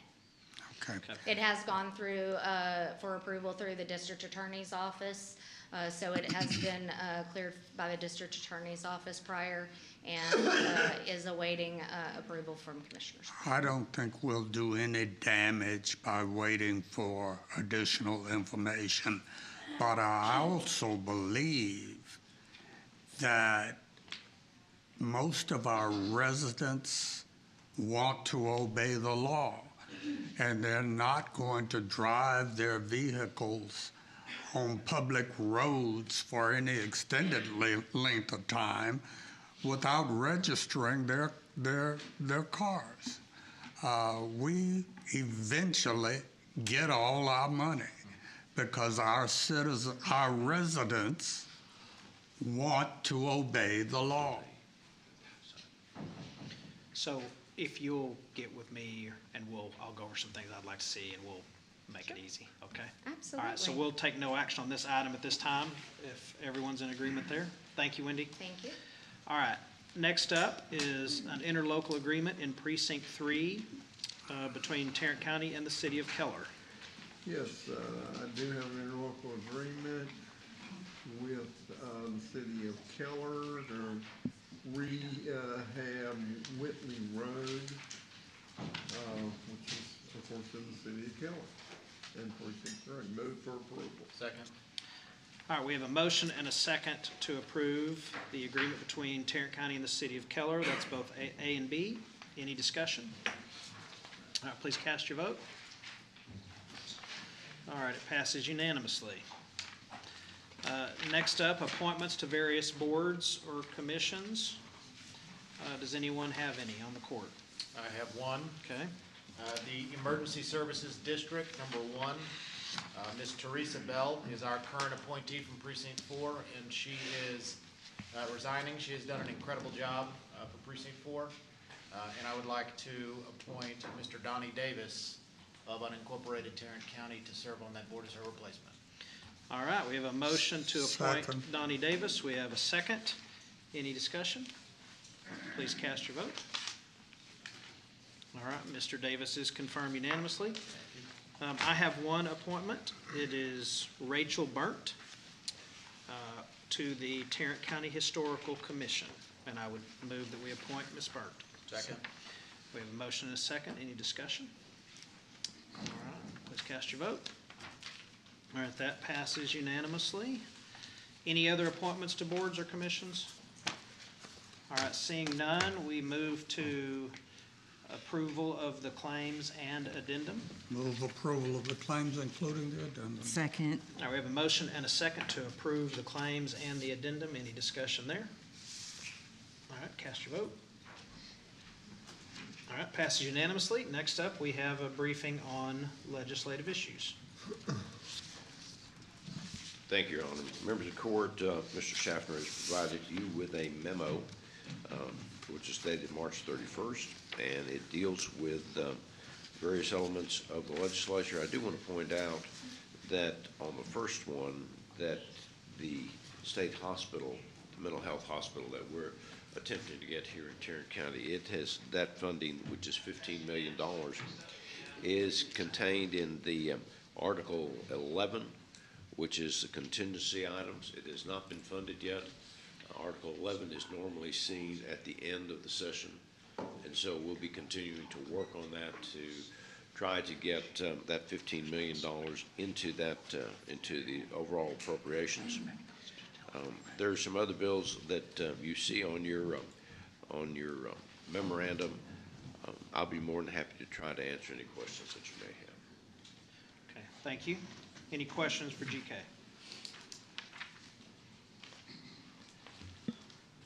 Okay. All right, so- seeing none, move to the, I guess, very brief discussion of the homestead exemption. Yes, we had promised you that we were going to be bringing to you today information dealing with the homestead exemption.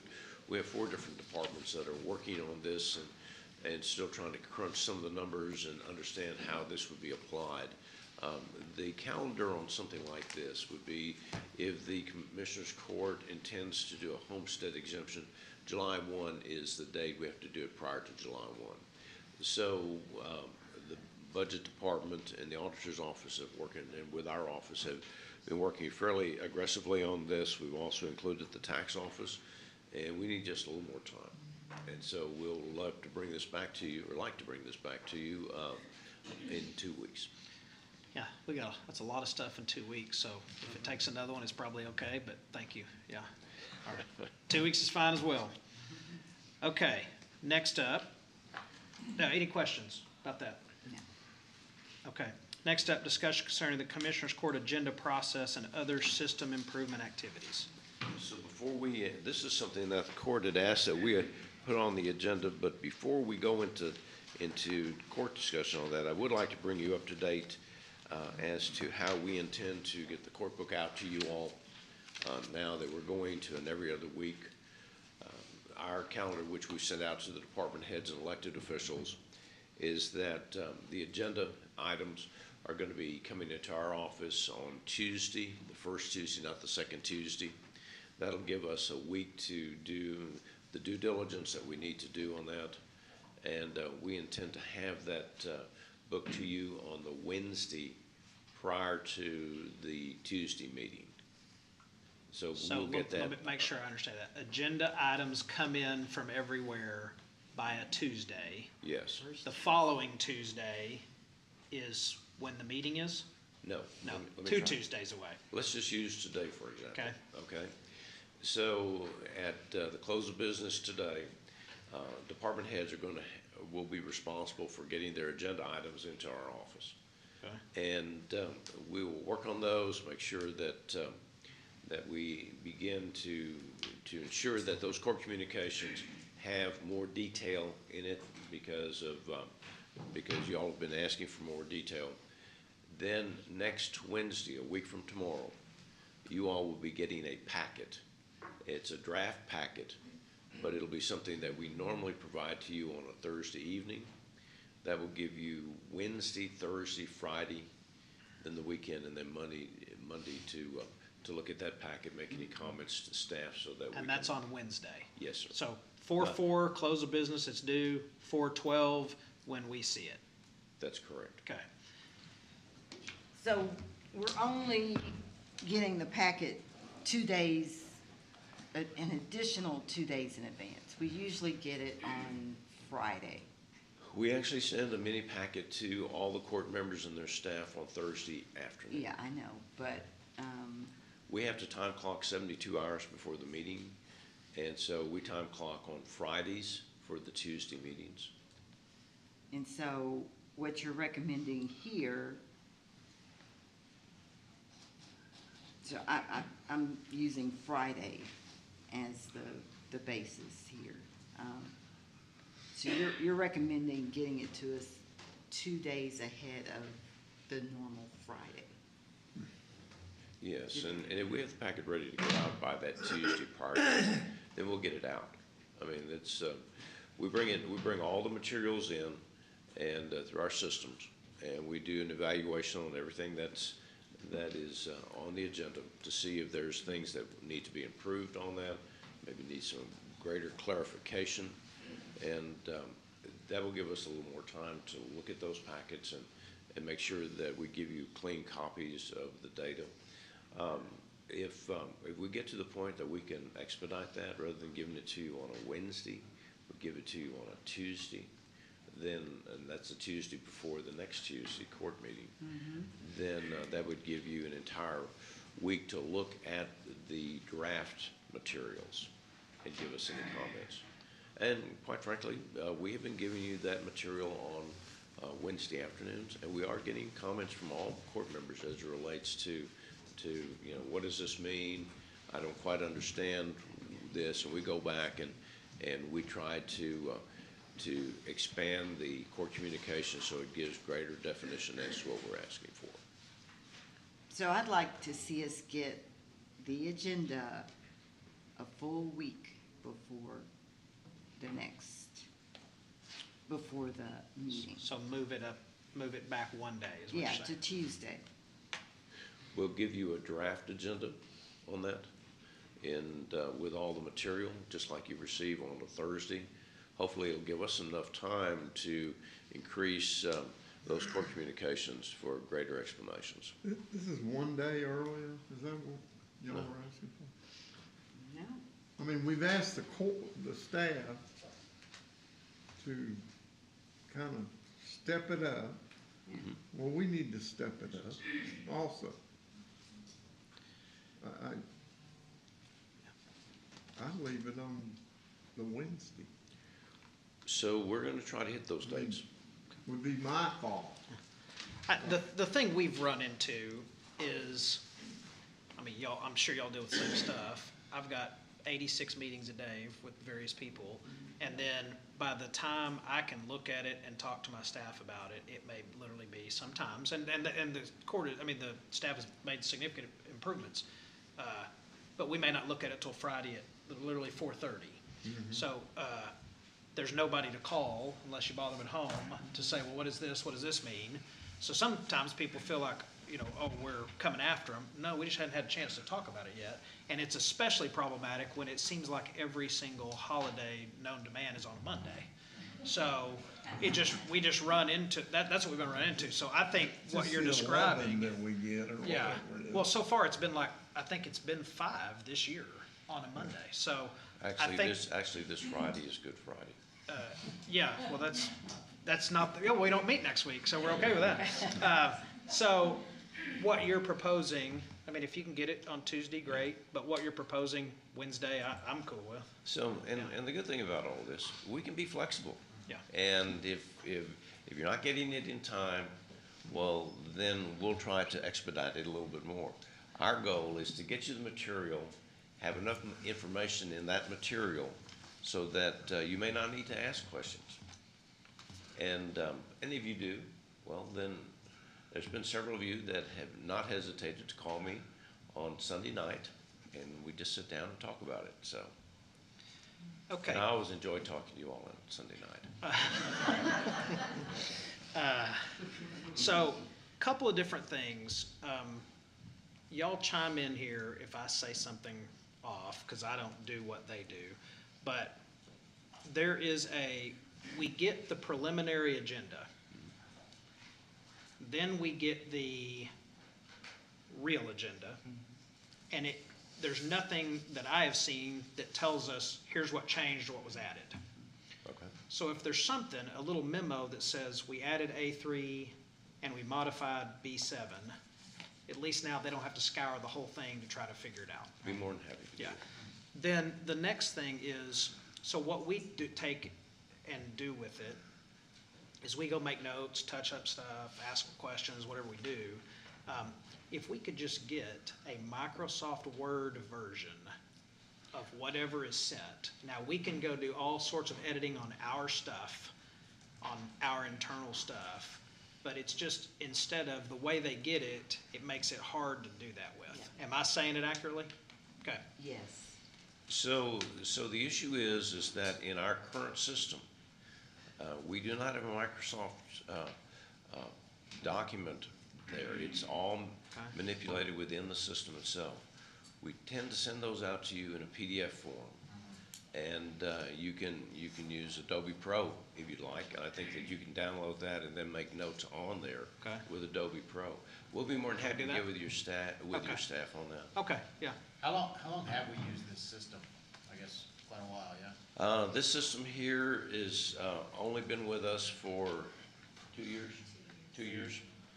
We had a system prior to that was, I thought it was really good, and we had to rebid the thing, and the system that we bought was not as flexible.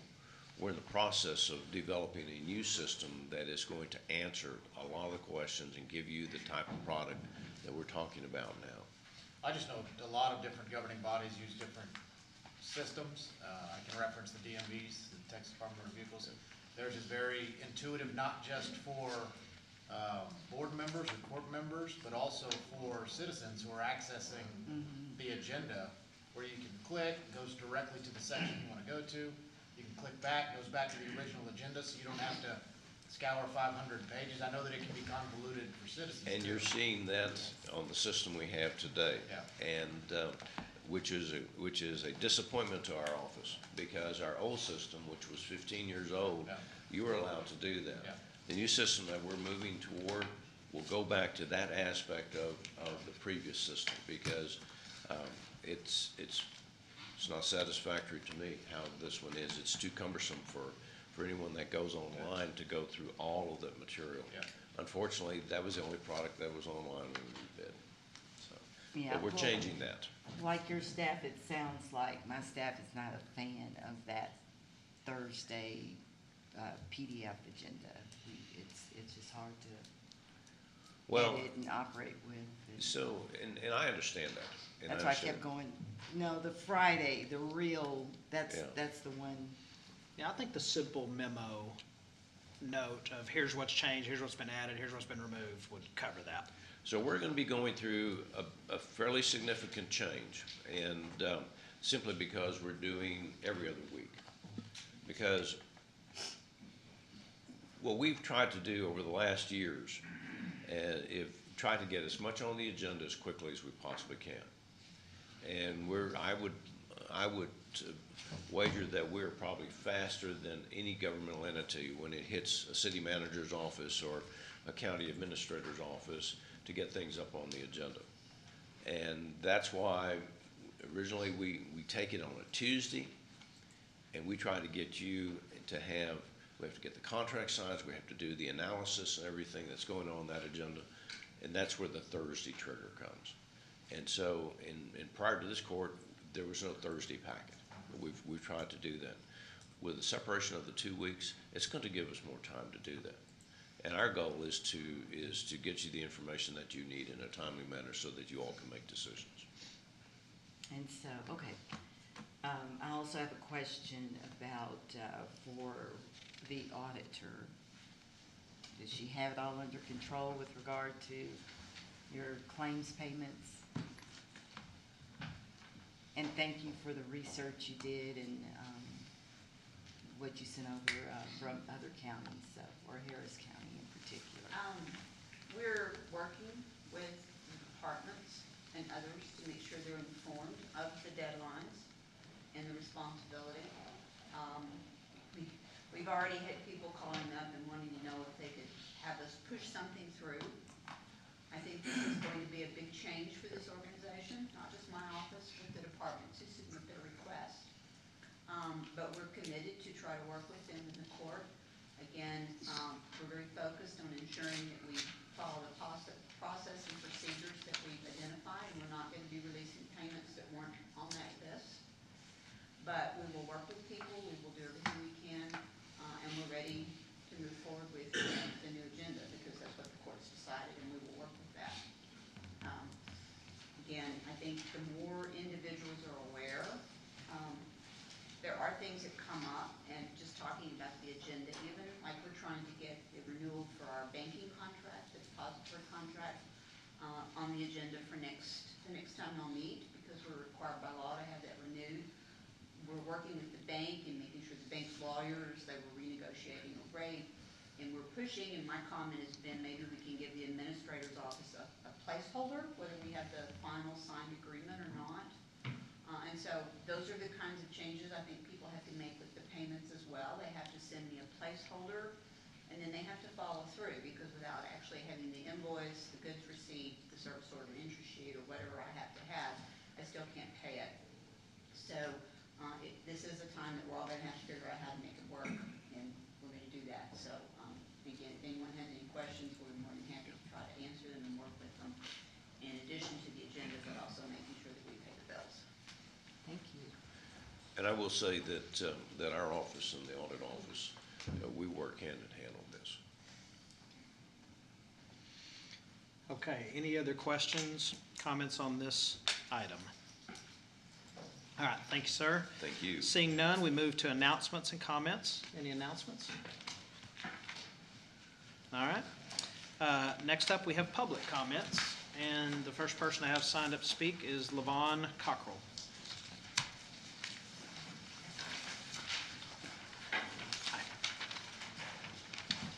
Good morning, Judge O'Hare and Commissioner Ramirez and Commissioner Pickus and Senator Brooks. Here for getting that agenda out to the public too, because it's really stressful on a weekend to try and figure out what all this is about. So I would love it on a Tuesday. Works great. That can happen, GK. So I'm here to raise Steve Miller's name along with my friends. And we owe his wife and his family clarification and determination if our county, mistreated him. And I was thinking about jail. I've never been. As Trump is going today, he's not going to experience what my son experienced about our jail and what Steve Miller experienced about jail based on the Star-Telegram article this morning. So I want to tell you about my son's experience. He is fine. He's a Texas Tech graduate with a finance degree, and he's built a Bison Energy company, which is a major landman provider for the oil industry. But when he got his first car at age 16, he earned a traffic ticket in Parker County. And he spent the summer mowing lawns to make payments on that ticket, and at the end of the summer, Parker County sent him a receipt. Well, I wondered why Parker County was sending anything to my son, So I opened the envelope because I do not believe in privacy for teens. Not if I feed them and cover and clothe them. And of course he was in grounded, but when he was 18 and a half, and 5 days before we set up his dorm room at Texas Tech, a police officer stopped his buddies in Tanglewood on a Sunday night. And they arrested him for non-payment of that Parker County ticket. And Parker County failed to tell somebody he had actually sweated and mowed those lawns. So for that Sunday night and that Monday morning, my first day back at school at Paschal, where you don't get to use your phones, and that afternoon, we did not know where my son was. And on a whim, we called the jail, or somebody called for us, and we found out he had been arrested. Now, at 18, we think our children are grown and that they don't need to tell their parents where they are. But I don't have that rule. 10 o'clock on a Sunday night, you will be at home, and you will be in your pajamas, and you will go to bed, even if you have graduated. It took Parker County 2 days to confirm the fine that he had paid 2 years earlier, and it took the jail 18 hours to release my son. So I got him back on Wednesday. And the experience was horrific for him, traumatic. You know, he's an A student, almost done. But I think about that trauma and I magnify it for what Steve Miller experienced. And I truly understand the physical damage a person who is really mad can do in mental illness if you're sleeping at night outside. I would just ask that we do everything for Steve's family to clear our county name and help his suffering family, because our county has a name and a reputation, and honesty, equity, and kindness should be our reputation. Thank you for serving us. Thank you. Next up is Peter Blake. Okay,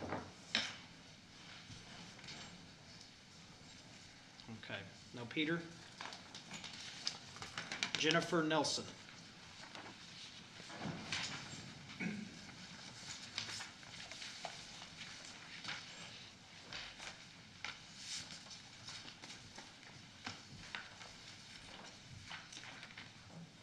Say good afternoon, but it's good morning. Jennifer Nelson. I'm a member of Broadway Baptist Church, but I'm not speaking on behalf of the church.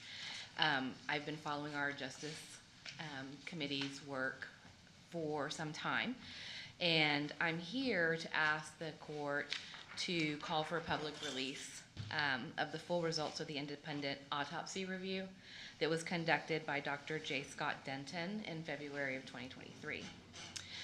I've been following this case, as I've said, for some time, and I'm deeply disturbed and alarmed by what I read and what I research and find in the past few months. I fully expected by now to have heard about the results by the forensic pathologist in Illinois that was contracted, I believe, using tax dollars that I participated in.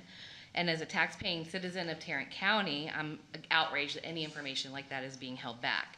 There does not appear to me to any longer be pending litigation that would hold you from releasing that information. The Star-Telegram has requested the release of the documents under the state's public record law, and Mr. Miller's family has publicly asked for this information. I know countless other citizens have asked, and I'm today asking for the release of this information publicly. The only action I see, which I'm deeply alarmed by, is Tarrant County's officials seeking an opinion from the Texas Attorney General's office on whether or not they can withhold those records. Why? I'm not alone in watching and following this case. I do applaud the recent decision by this court made to expand the list of nonviolent crimes that make eligible those individuals to go to the Mental Health and Jail Diversion Center rather than the county jail. Perhaps the outcome for Mr. Miller would have been different had his situation and his arrest been handled under those circumstances, and maybe he would not have been gone to the jail and, I believe, murdered. Mr. Miller deserves truth and justice. Mr. Miller's family deserves to know what happened to their son, to their husband, to their family member. The citizens of Tarrant County deserve to know what tax dollars paid for with this independent autopsy review, and we deserve to know that we can entrust the care of our citizens when arrested to be fair and humane. That if mistreatment or violation of human rights does occur, that this court and Tarrant County Jail would not work to keep it hidden or to obstruct justice. I was struck this morning by the opening prayer, by pledging again allegiance to one nation under God, and as a Christian woman who's observing Holy Week after almost 40 days of a Lenten journey, I'm reminded that the God that everybody here prayed for is calling for justice and fairness and truth. Thank you. Thank you. Next up, we have Merle Glasscock.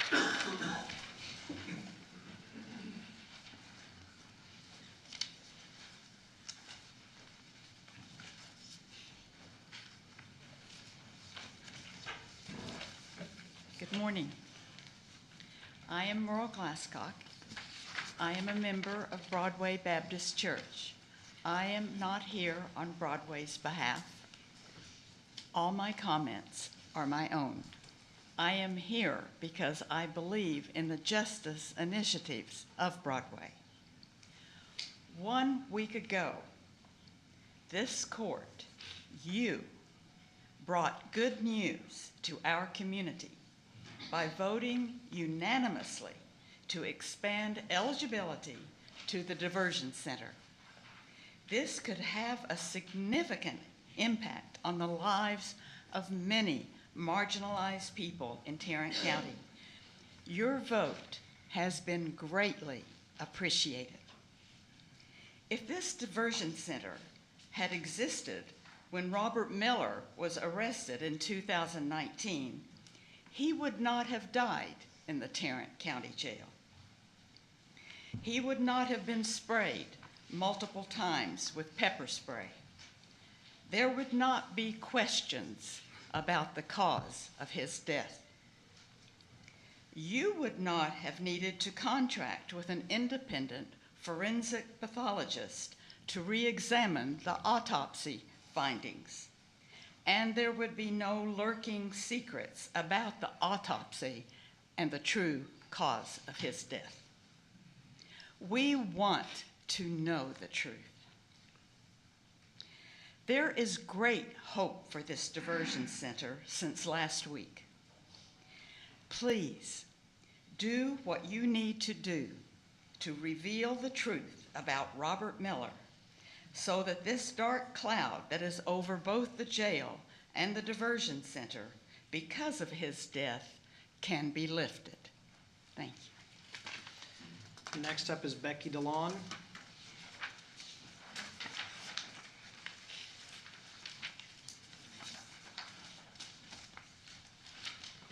Good morning. I'm Becky DeLon from Broadway Baptist Church, but here today is always to represent my own personal opinions. Robert Miller was a mentally ill and homeless man who had no resources or options or anywhere to turn when he was picked up by the police for criminal trespassing. His attention went to gathering his minimal possessions, and when he was told he could not, he was unable to control his anger, which is common for people who have also been betrayed by their own minds. What happened next has been covered by controversy and secrecy. Though his family has pleaded for information about his death, they've been denied that information. Secrecy breeds suspicion, insecurity, and distrust. When I met with the sheriff, I asked him, why do all of these horrible stories about treatment in our jail exist? And he said, you mean like when there's smoke, there's fire? I said, yes. And that was exactly what I meant. Robert Miller was a mentally ill, homeless man with no resources, no options, nowhere to turn. He was also a human being. He was a child of God. He was loved, and he loved. And today I'm respectfully asking you what Chicago's medical examiner reported. And why is this being held in secret? Thank you. Thank you. Now we have Reverend Price.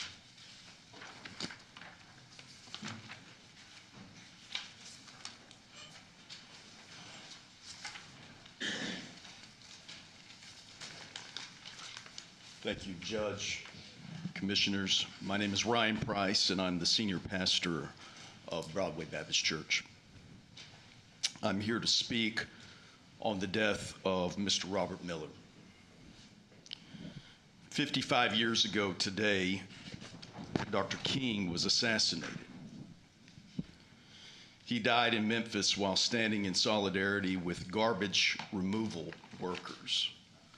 And they had signs that said, "I am a man." 2,000 years ago this week, a homeless man died after being beaten by jailers while in custody.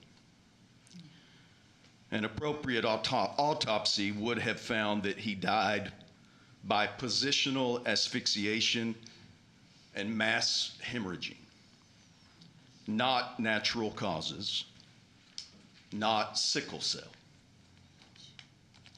Robert Miller did not die of natural causes, and he did not die of sickle cell. He was beaten, and he was asphyxiated. And our county cannot continue to wash its hands of what happened to him. We continue to call on a Justice Department review, and we plead for the truth of what happened to Mr. Miller to be told.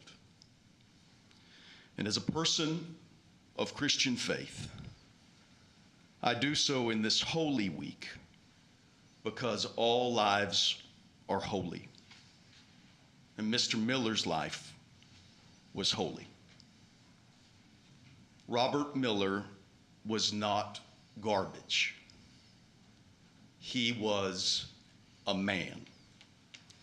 He was a human being, and his life mattered. Mr. Miller's life mattered to God, and I ask that you, the court, show that Mr. Miller's life mattered also to this county as well. Thank you for your consideration. Next, we have Catherine Godby.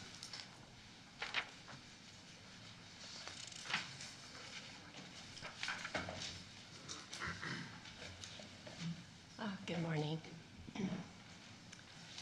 As chair of the Justice Committee at Broadway Baptist, I've been keenly aware that we stand on the outside. We stand on the outside of the Tarrant County Jail, a large institution interrelated with lots of other systems, and we don't really know what it's like to operate a jail or a county or a criminal justice system. The complexities are mind-boggling. So we've tried to make sure we're careful in the claims that we make. Was Robert Miller's death, was it a tragic anomaly, something very unusual? Or was it a window into how people are too often treated at the jail? That is, with a callous disregard for the dignity of their humanity. Being on the outside, looking in, does have its advantages, and we can certainly speak with authority about our own experience, such as running up against, time after time, a lack of transparency. We're citizens. We care what's being done in our name, so we ask for information. We've had to conclude that we're facing a culture that wants to keep things not transparent, but opaque. Perhaps that's why the Star Telegram used the word secrecy in the headline. Our position on the outside looking in brings a different perspective, one that allows us to see how very important it really is to back up and ask, why was Robert Miller arrested in the first place? He was not a danger to this community. It was not a matter of public safety. So many people experiencing homelessness, so many with a mental health concern, they need help. They don't need to be in jail. We complain about overcrowding, so we pay $18 million for a private prison 274 miles from here, yet we continue to arrest people who don't need to be in jail. We can see that that makes no sense. I'll also say, of course, that what we see depends on what we are looking for. I do wonder, and I say this with all seriousness, what you are looking for. I would really like to know that. We are looking for people on the margins, people that our privilege has tempted us to ignore and not care about. We're looking to stand with them. So, their stories are important to us. Robert Miller's story is important to us and to me. Thank you. All right, next up, we have Tamara Hutcherson.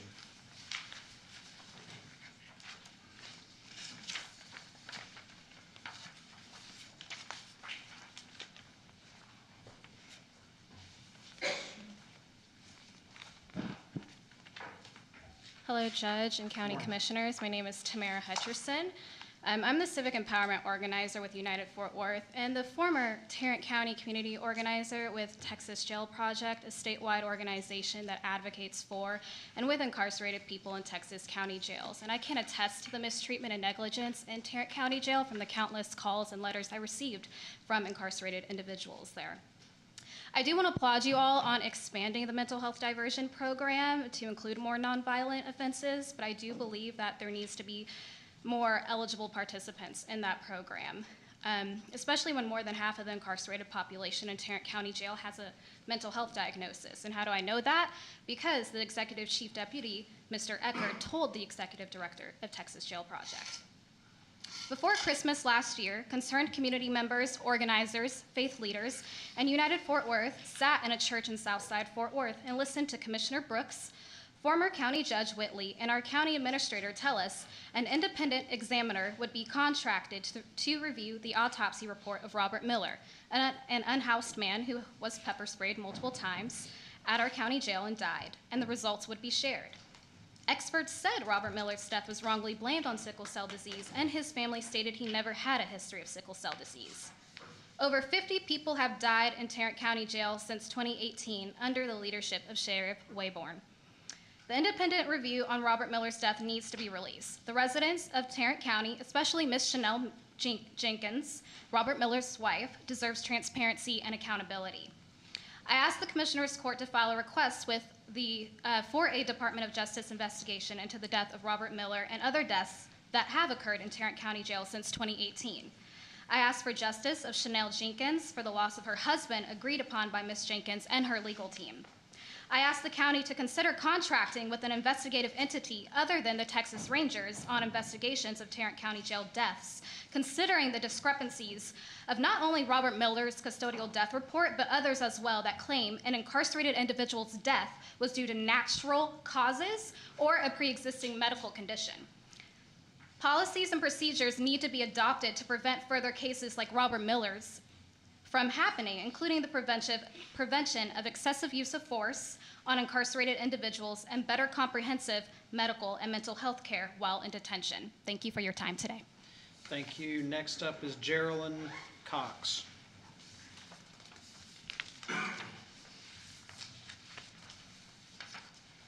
Thank you, Court. I'm Geraldine Cox.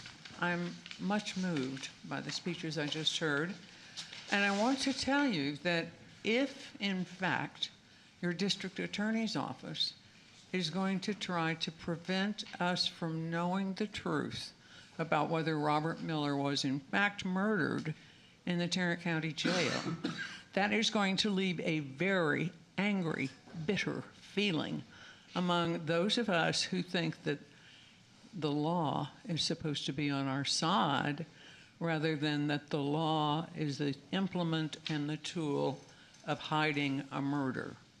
So, I would say that it is within the discretion of the district attorney to release the report that is now being withheld so that we may know and see what's in it.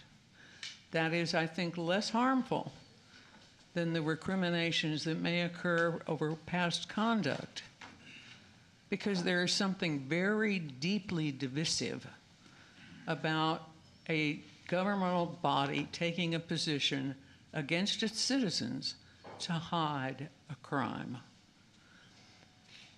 So, that said, the other thing I'm here for today is to ask again, Mr. O'Hare, for your help with making a contract more fair to the taxpayers of Tarrant County.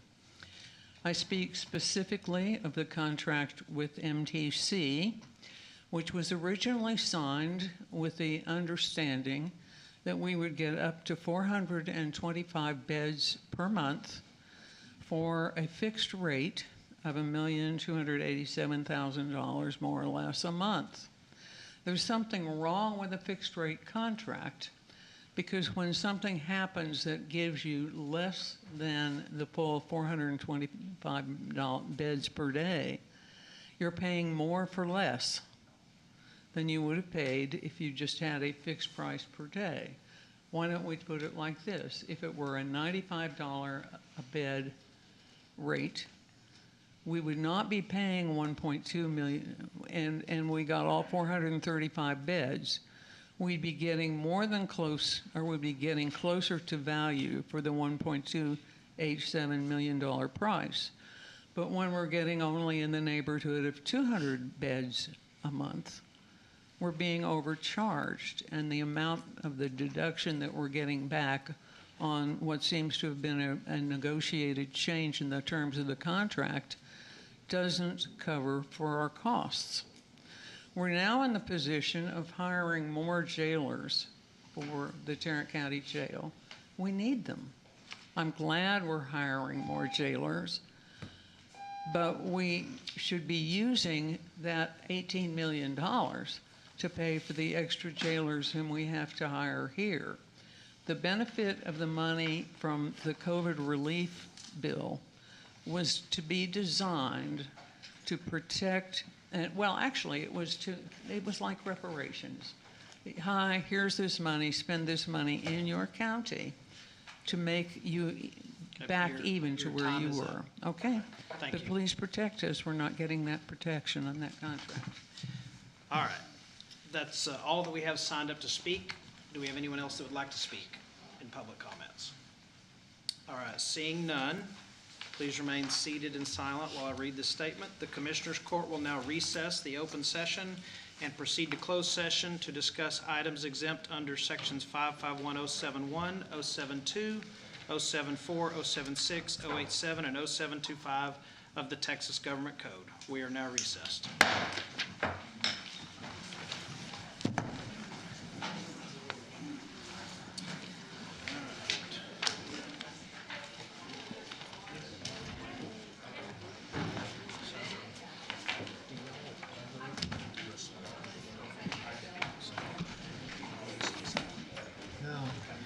You know, if it's an agenda item, you know, you can. But we've been told we can't. You can, you just can't take action. Somebody can respond. Like if you, somebody wants to spending $18 million that could be said. I just don't know. It's kind of like whatever you say, don't be different. But sometimes we probably just listen, you know. Well, sometimes you really say something to help the situation. Yeah.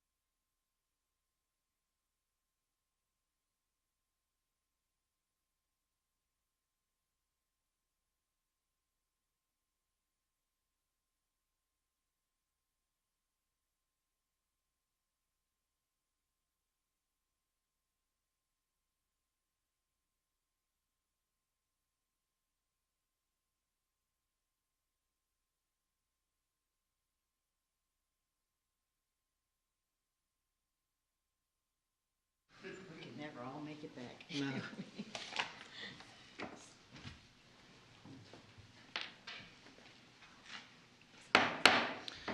All right, we are now back in regular session. There is no action to take after our executive session. Do I have a motion to adjourn? So moved. Second. Motion, we have a second. Please vote. All right, it passed unanimously. I want to wish everybody a happy Easter, and we are adjourned. Okay.